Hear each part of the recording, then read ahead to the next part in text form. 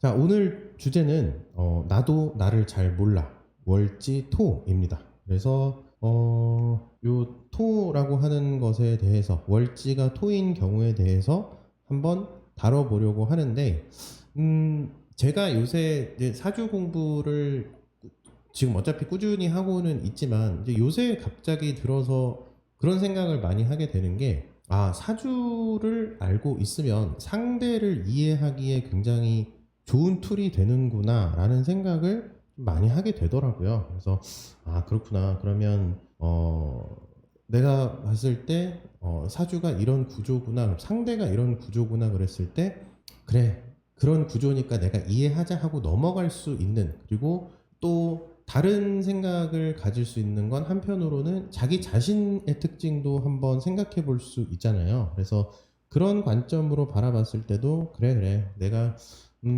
뭐 엄청난 뭐 그런 능력을 가진 건 아니지만 내 한계는 여기 정도고 내가 잘하는 건 이 정도겠구나라는 거를 판단을 할 수 있는 것 같더라고요. 그래서 요새는 이제 사주를 다른 사람들을 이해하는데 좀 활용을 해 보자라는 생각을 어느 정도 하고 있는데, 그런 와중에 이제 스트리밍을 뭘 해볼까라는 생각으로 고민을 하다가, 그래, 그러면 월지가 토인 사람들에 대해서 한번 이야기를 해보고, 그 내용을 바탕으로 우리 구독자님들이 월지가 토일 때 이러한 특징이 있어서 그 사람이 이러한 행동을 하는구나, 또는 내가 월지가 토라서 이런 특징이 있어서 그런 행동을 하는 거구나 라는 거를 이해를 하시고, 그러한 그러한 특징을 알았으니까 사람을 대하는 방법을 이제 또 어느 정도 전략 같은 거를 세울 수 있잖아요. 그러니까 그런 용도로 오늘 스트리밍을 좀 들어주시면 좋을 것 같다라고 생각이 좀 들어요.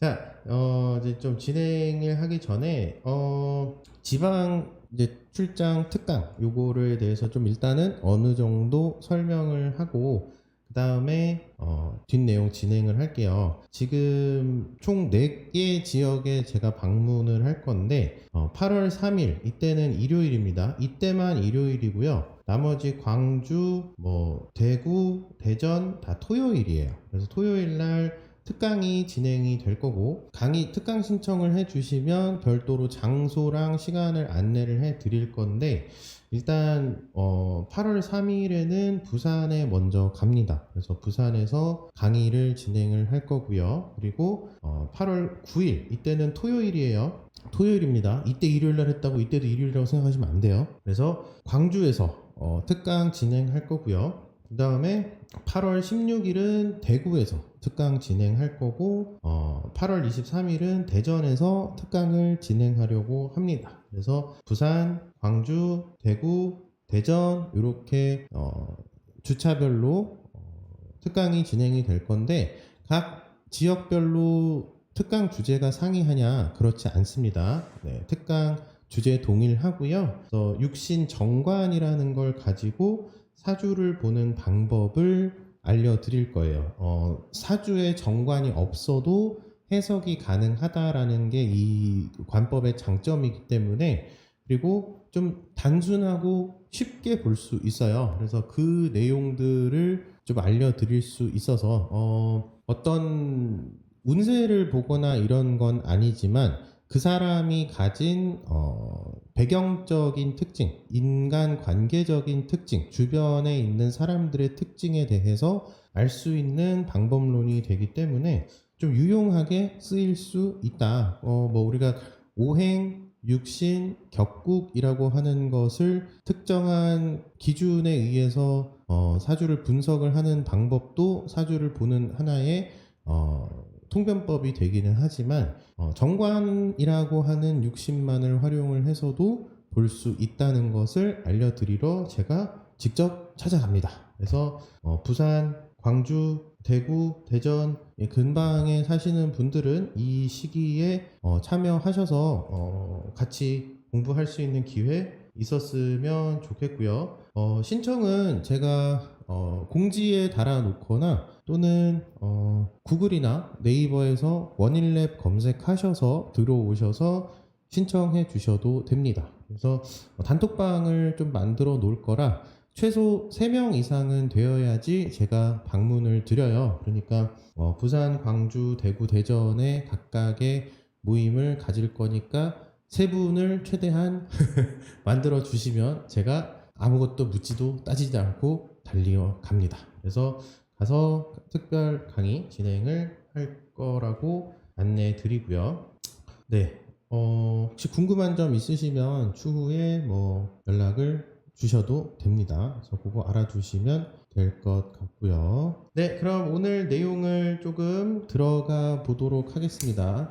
자, 월지가 토인 사람들을 좀 만나보시면 이 월지 토인 분들은 결정을 잘 못 내려요. 본인이 이거다라고 확신을 갖고 결정을 내리지 못하는 스타일이라는 거를 일단은 우리 선생님들이 알아주시면 됩니다. 월지가 토인 경우 지금 미월이죠. 그래서 제가 이렇게 월지에 이렇게 미토가 있는 걸 이렇게 사주상에 한번 가져와 봤습니다. 근데 월지가 꼭 미토가 아니더라도 월지의 진 또는 축, 술 또는 미 이러한 글자들이 있으면 월지가 토인 경우다라고 생각해 주시면 되는데, 월지가 토인 분들은 결정장애라는 지독한 병에 걸려 있다라는 거를 우리가 생각을 좀 해주시면 됩니다.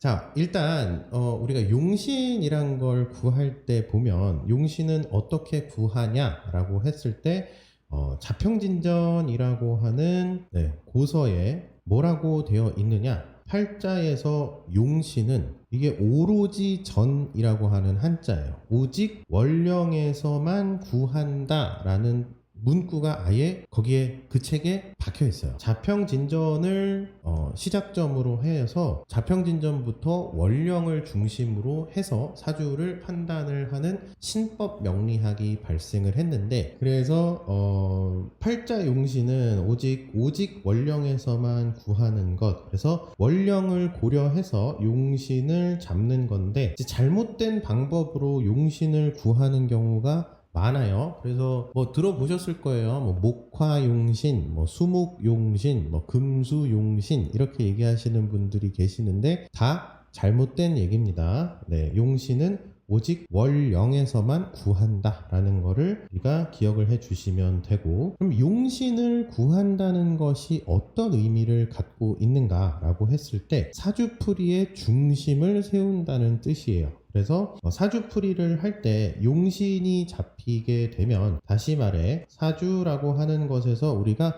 글자가 있잖아요. 이렇게 연지, 시지, 연간, 일지 이런 글자들, 그리고 많은 사람들이 좋아하는 일간, 너무 좋아하죠. 일간은 사주의 어떤 중심이 된다라고 생각을 하기 때문에 굉장히 일간을 좋아하긴 하는데, 그래서 보통 일간을 중심으로 놓고 일간이라고 하는 것이 힘을 받았느냐, 힘이 빠졌느냐, 신강하냐, 신약하냐, 이런 것들을 바탕으로 사주를 많이 풀이를 하고, 운세도 일간이 세지면 좋은 거고 일간이 약해지면 나쁜 거고 이런 얘기를 하시는데 다 잘못된 관법입니다. 용신이라고 하는 것은 오직 원령에서만 구한다라는 문구가 명확하게 제시가 되어 있기 때문에 사주풀이의 기준 역시나 월지를 중심으로 판단을 해 주어야 한다. 그리고 원령이라고 하는 것이 무엇이냐라고 했을 때 다달이 행하는 명령을 의미해요. 그러면 이 원령이라고 하는 것의 계절에 따라 하는 일이 정해져 있다. 명령이라고 하니까 거역할 수 있습니까? 없습니까? 당연히 거역할 수 없겠죠. 그러면 나보다 상급자,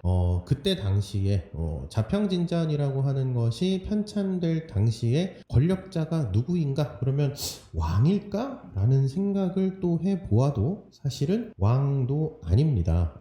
명리학이라고 하는 학문에는 우리가 도교적인 그리고 불교적인 유교적인 사상을 다 조금씩 섞어서 학문적인 의의를 찾았기 때문에 사실 이 원령이라고 하는 것을 부여하는 주체는 하늘이 됩니다. 그래서 하늘이 내린 명령을 따라야 한다라는 의미가 되고, 그 하늘이 내린 명령을 월별로 하늘이 내린 명령이 월별로 존재하는데 그 명령을 우리가 월령이라고 한다라고 생각해 주시면 돼요.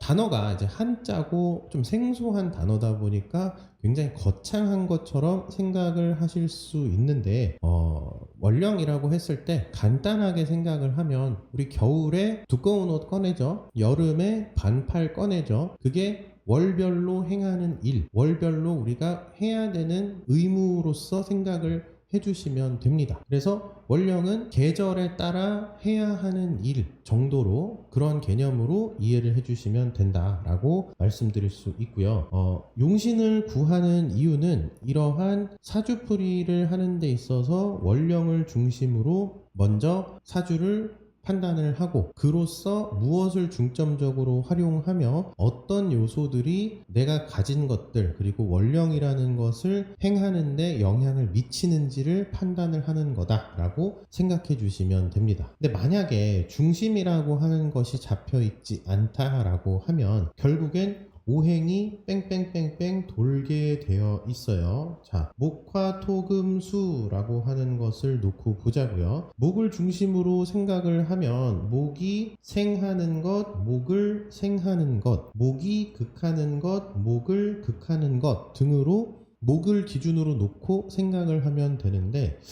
일간이 목일 때 수의 영향을 받는데 그 수가 금의 생을 받고 있으니까 수의 상태가 매우 좋다. 그러니까 일간은 결국에는 생을 열심히 받고 있어서 토를 또 극할 수 있는 힘이 굉장히 왕성해진다. 하지만 화라는 것이 약하기 때문에 이 화를 또 중심으로 놓고 보니까 토도 있는 상태에 화가 약하니까 화가 약한 상태라서 일간이 또 화를 도와줘야 된다. 이런 식으로 얘기를 하다 보면 계속 돕니다.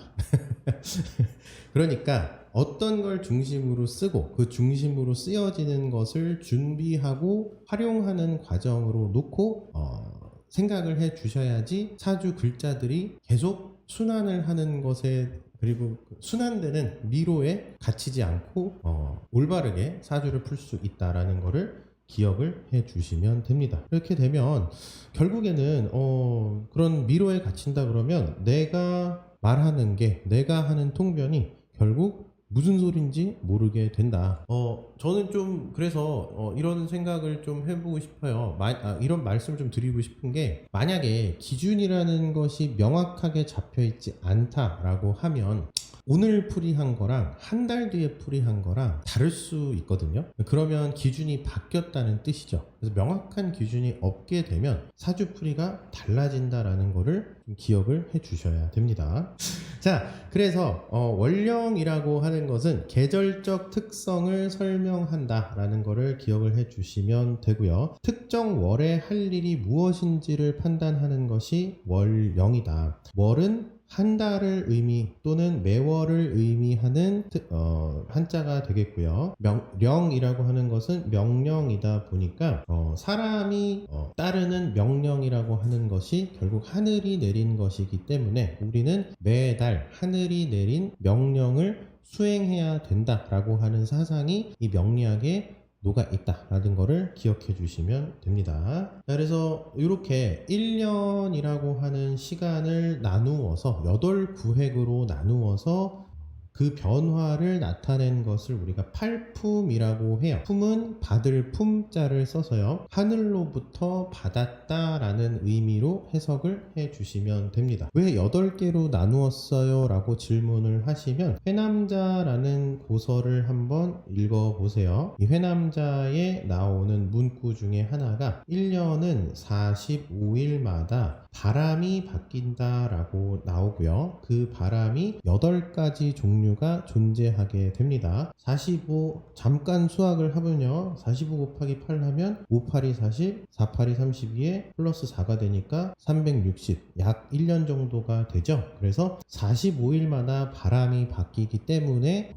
그러한 구획을 기준으로 월령이라는 것을 나눈다라는 문구가 나누어서 팔풍으로부터 팔품이 유래가 된 거다라고 설명을 드릴 수가 있고요. 각 구획별로 그래서 활용하는 자원을 우리가 용신이라고 이야기를 합니다. 그래서 동지부터 입춘까지는 계수를 활용을 해서 계수용신, 입춘부터 춘분까지는 간목을 활용하니까 간목용신, 춘분부터 입하까지는 을목을 활용하니까 을목용신, 같은 원리로 입하부터 하지까지 병화용신, 하지부터 입추까지 정화용신, 입추부터 추분까지 경금용신, 추분부터 입동까지 신금용신, 입동부터 동지까지 임수용신이 되어 총 8가지의 자원을 활용을 할 수 있게 되고, 우리가 그걸 명리학적으로는 용신이라고 표현을 한다. 쓰게 되는 것을 의미한다 라고 생각해 주시면 됩니다. 무엇을 활용하는가 라는 것을 나타내는 개념이 결국 용신이라는 것을 기억해 주시면 돼요. 네. 그래서 계절이 바뀌는데도 계절이 바뀐다라고 했을 때는 결국 용신도 바뀌게 됩니다. 해서 계절적 특성을 바탕으로 쓰임과 용도라는 것이 결정이 된다라는 것을 기억을 해 주셔야 돼요. 그래서 여기 보시면 계절상에 우리가 이런 계절 변화가 나타나는 것도 사실은 양에 해당이 되는 한난의 변화로 인해서 나타나는 것이다. 겨울과 여름, 겨울에서 여름으로 가는 과정이 한에서 난으로 가는 거죠. 그러면 음에서 양으로의 변화 속에는 목이라는 것이 존재하고, 한편 양에서 음으로 변하는 난에서 한으로 바뀌는 과정 속에는 금이라는 것이 존재한다 라고 이야기를 할 수 있게 됩니다. 이렇듯 음양이라고 하는 것이 모든 세부적인 요소들에 다 들어가 있기 때문에 똑같이 용신이라고 해도 수용신이지만 음이냐 양이냐에 따라 계수용신, 임수용신, 금용신이긴 하지만 음이냐 양이냐에 따라 신금용신, 경금용신 등으로 분류하듯 음양이 모든 것에 사실은 가장 기초적인 기준이 된다라는 거는 기억을 해 주시면 될 것 같고요. 자, 그럼 이제 월지가 토인 경우에 왜 결정장애를 앓고 있는지 한번 알아보자고요. 자, 오행의 관점에서 먼저 출발을 해 봅시다. 그래서 오행의 관점상으로 보면 어떤 용신을 쓸 것인지에 대한 기준은 계절이 결국에는 결정을 해주는 것 다들 알고 계실 겁니다. 그래서 용신상으로 나타나는 걸 봤을 때 계절이 무엇인지에 따라 용신이 결정이 된다. 일간 중심 아니에요. 월지를 보고 월지에 따라 내가 활용하는 자원이 무엇인지가 결정이 되기 때문에 좀 더 쉽게 얘기를 하자면 제철 음식 생각해 주시면 됩니다. 용신이라고 하는 것을 설명하기가 가장 좋은 예시가 제철 음식이거든요. 봄에 뭐 냉이 먹고 그다음에 뭐 두릅 이런 거 캐와서 먹고 그러죠. 그게 그 시기에 나는 자원들이니까 그러한 식문화나 풍습도 생겨난 거라고 우리가 얘기할 수 있듯이 계절이 뭐냐에 따라 쓰이는 물건들이 다 달라진다. 그러므로 내 재능과 관련된 내가 활용하면서 살아가면서 활용하는 자원이 무엇이냐를 결정해주는 요인은 계절이 된다라는 것을 다시 한번 강조드리고요. 한편 토라고 하는 것은 원래 지지상으로 놓고 봤을 때 간절기를 의미하는 특징을 갖는다라고 해석할 수 있습니다. 그래서 간절기를 국어사전에 찾아보면 한 계절이 끝나고 다른 계절이 시작될 무렵의 그 사이 기간이라는 것을 우리가 알 수 있어요. 자, 조금 더 디테일하게 들어가 보자고요. 겨울 다음에는 봄이 오고요. 봄 다음엔 여름이 옵니다. 여름 다음엔 가을이 오고 가을 다음엔 다시 겨울이 오죠. 그래서 봄, 여름, 가을, 겨울이라고 하는 것이 어느 날부터 갑자기 이때부터 봄입니다. 이때부터 여름입니다. 이때부터 가을입니다. 이때부터 겨울입니다. 라는 것을 명확히 구분짓는 시간은 없습니다. 그러한 시점은 역시나 없어요. 우리가 대략적으로 일조량 등에 의해서 그리고 태양과 지구의 입사각 이런 것들을 통해서 입하, 소만, 뭐 입동, 뭐 처서 이런 것들을 결정을 하는 것처럼 명확히 이때부터 봄이다 땡 이렇게 하는 게 없죠. 그래서 시간이라고 하는 건 연속성을 갖고 있기 때문에 계절 역시나 연속성을 갖고 있는 시간적인 개념을 나타내고 있어요. 그렇기에 계절이 바뀔 때 급변하기보다는 서서히 그러한 계절로 변한다라는 것을 우리가 알 수 있게 됩니다. 그때 그 계절과 계절 사이에 위치하는 지지를 우리가 간절기라고 이야기를 하고, 간절기에 해당하는 이런 지지토를 이야기한다라고 해석을 할 수 있는데요. 축이라고 하는 글자는 겨울에서 봄으로의 변화를 나타내고요. 진이라고 하는 글자는 봄에서 여름으로의 변화, 미라고 하는 글자는 여름에서 가을로의 변화고, 술이라고 하는 글자는 가을에서 겨울로의 변화를 나타내고 있다. 이렇게 해석을 할 수 있게 됩니다. 자, 그래서 오행이라고 하는 것을 기준으로 우리가 토라는 걸 해석을 할 때 토는 어디에서 왔는가? 그러면 간절기에서 왔습니다 라고 이야기를 할 수 있습니다. 자, 그러면 이 간절기라고 하는 것은 조금 전에 설명드렸다시피 어떤 변화를 나타내고 있는 특징을 갖고 있어요. 겨울에서 봄으로 또는 뭐 가을에서 겨울로 등과 같이 그런 특징을 갖고 있는데, 축이라고 하는 것의 지장간까지 한번 들여다보자고요. 그러면 축이라고 하는 글자 안에는 우리가 개, 신, 기라고 하는 글자들이 다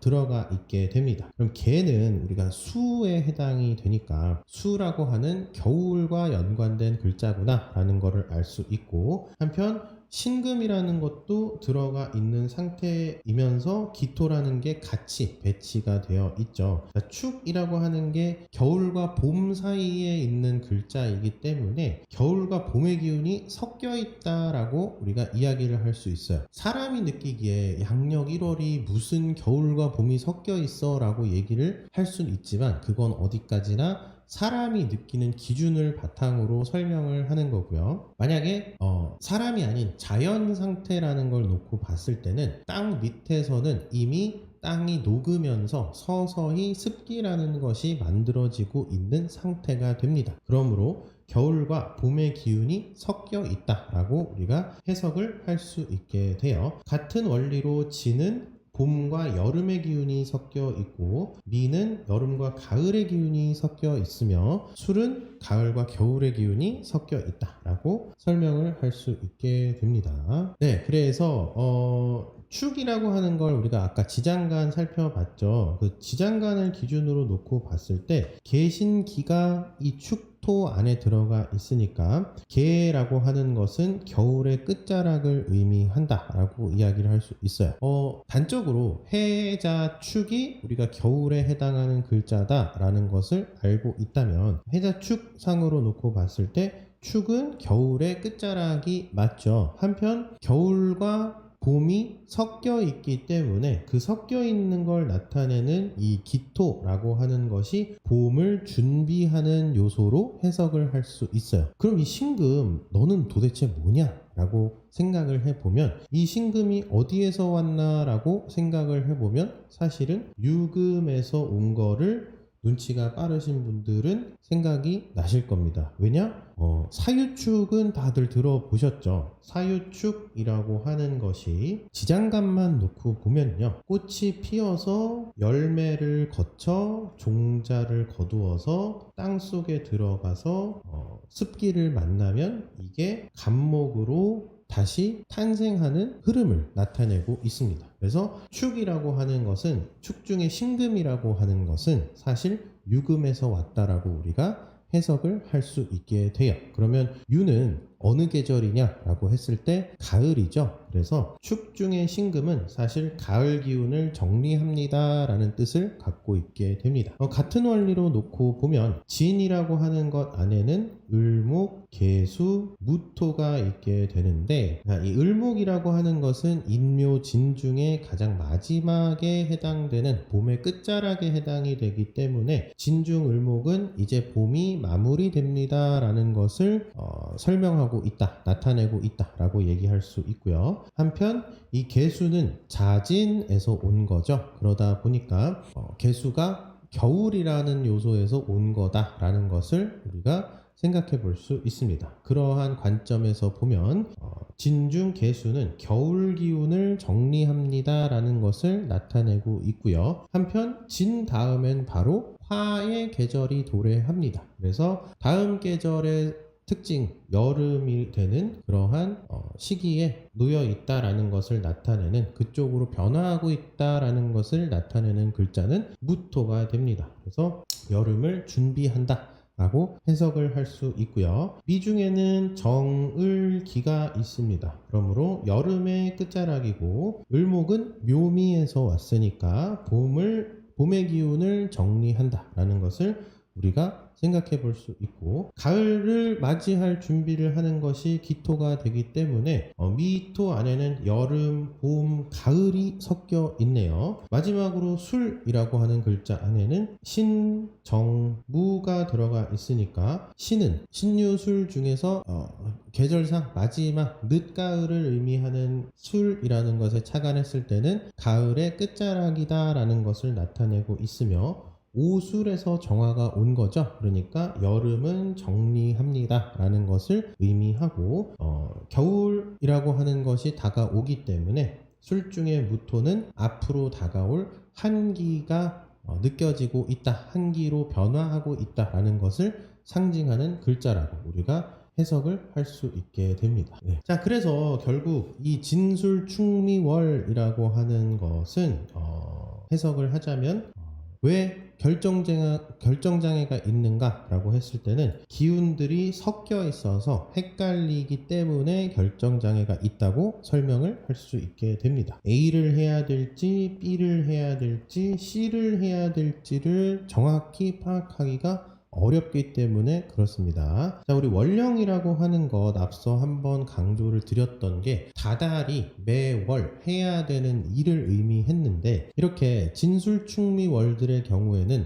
여름과 가을과 겨울이 섞여 있습니다. 봄과 겨울과 가을이 섞여 있습니다. 이러한 특징을 갖고 있기 때문에 매달 해야 하는 일이 봄을 준비해야 하는지, 가을을 정리해야 하는지, 겨울을 마무리시켜야 하는지에 대해서 잘 모르겠는 거예요. 그러니까 오행적 관점에서는 내가 A를 해야 될지 B를 해야 될지 C를 해야 될지 명확하게 선택을 할 수 없으니 결정장애가 있다라는 것으로 해석을 할 수 있게 됩니다. 그래서 오행상으로는 기운들이 섞여 있어서 월지 토인 사람들이 결정장애다라는 근거를 설명을 드릴 수가 있고요. 자, 두 번째, 이제 육신의 관점으로 한번 보겠습니다. 육신이라고 하는 것은 우리 보통 많은 분들이 육신 그랬을 때 성격적인 측면을 설명하는 경우가 굉장히 많은데, 육신은 성격을 설명하는 개념이 아니죠. 육친에서 발전한 것이 육신이라는 것을 놓고 보면, 나와 우리 엄마와의 관계, 나와 우리 아버지와의 관계, 나와 형제들 간의 관계, 나와 나의 배우자와의 관계, 나와 나의 자식과의 관계, 이런 것들을 놓고 해석을 했던 게 육친의 개념이 됩니다. 이 육친이라고 하는 가족 구성원적인 개념에서 더욱이 확장되어서 사회에서 나타난 개념이 육신이라는 걸로 대체되어서 분리였는데, 옛날에는 이게, 그리고 중국에서 온 학문이면서 과거의 경우에는 대가족을 이루고요, 집성촌이라고 하는 어떤 특징을 가진 사회가 많이 유행을 했었죠. 비단 동아시아 쪽뿐만 아니라 서양 쪽에서도 보면 어느 가문 누구, 어느 백작, 어느 귀족, 어느 가문과 어느 가문이 결혼을 한다, 그러한 정략 결혼 같은 것들도 관찰이 되고 역사에서 볼 수 있었던 것만큼, 대가족과 집성촌의 개념이라는 것이 비단 동서양을 막론하고 엄청난 그냥 하나의 어떤 그냥 그게 일반적인 문화였어요. 그렇기 때문에 대가족을 형성해서 집성촌을 이루고 만나고, 그리고 사람들과의 관계 맺고 그런 것들이 너무 자연스러웠는데, 그래서 가족 안에서 내가 어머니로부터 또는 내가 내 배우자로부터 내가 내 자식으로부터 어떠한 영향을 받고 있는지를 분석하는 요소가 육친이었습니다. 근데 점점 이제 중앙 집권화가 일어나면서 중앙 관리로서 그리고 뭐 과거 시험 등으로서 사람의 입신양명이라는 것이 보장이 되는 형태로 사회가 바뀌어감에 따라 점차 사회라고 하는 것에 그리고 중앙이라고 하는 것에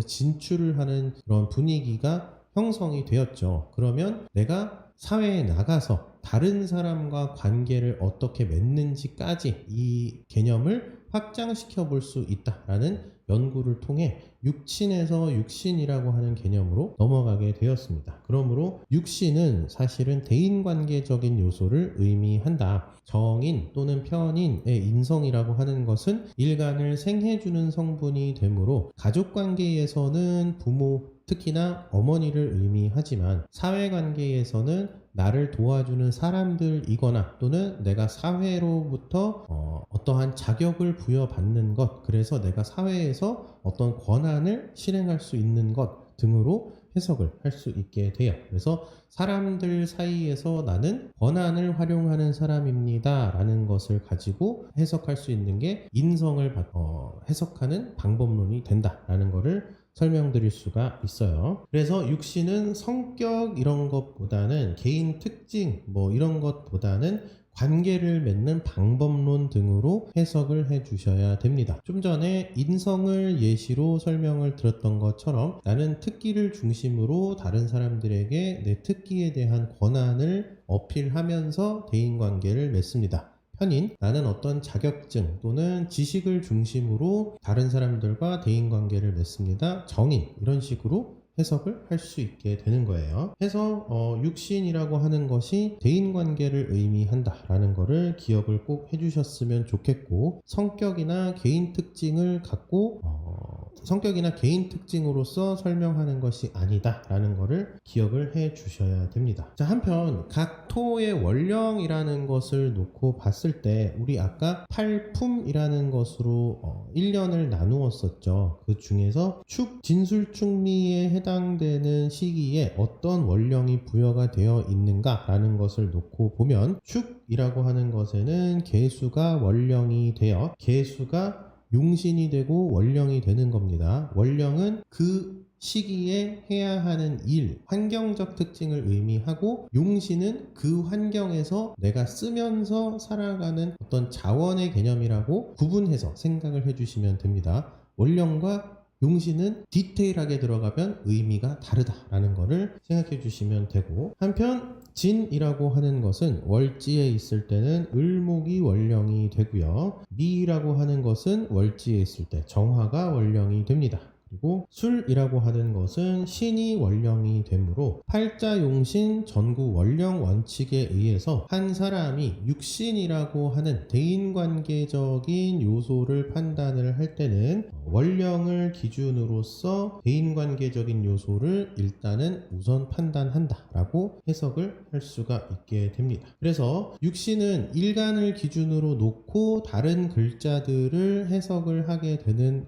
일간이 기준이 되어서 다른 글자들을 어떠한 대인관계를 맺는지에 대한 요소로 번역을 하는 요소가 되기 때문에 이 사주의 경우에는 일간이 간목일 때 미월은 정화가 원령이 되죠. 그래서 정화는 간목한테 상관이 되므로 미월의 간목은 상관 원령이다 라고 해석을 할 수 있게 됩니다. 그러면 이 사주의 경우에는 미월의 간목이 되기 때문에 당신은 상관이라는 것을 기준으로 대인관계를 하는 시기에 태어났습니다 라는 해석을 갖게 돼요. 그래서 원령을 분석하는 것, 원령을 바탕으로 육신을 분석하는 것은 그 사람의 사회적 배경에 대한 분석이다라는 것을 기억을 해주시면 됩니다. 근데 만약에 이제 월지가 미토인 경우에는 여름의 끝자락이면서 봄 기운을 정리하면서 동시에 가을도 준비해야 되는 시기라고 아까 말씀드렸었죠. 그러니까 여름 기운 이외에도 봄이나 가을의 요소가 다 존재하게 되어요. 그래서 봄이나 여름이나 가을적인 요소도 대인관계적인 방법론으로 같이 쓰려는 태도를 보이게 됩니다. 그렇게 되면 명확하게 또 뭔가 결정이 되지 못했죠. 그래서 이 사주의 경우, 미월의 간목인 이 사주의 경우에는 이 안에 여름 기운도 들어가 있고 봄 기운도 들어가 있고 그 다음에 가을 기운도 들어가 있습니다. 기라고 하는 것이 가을로 변화하고 있습니다 라는 것을 나타내고 있다고 설명드렸죠. 그렇기 때문에 가을 기운을 나타내는 기토임과 동시에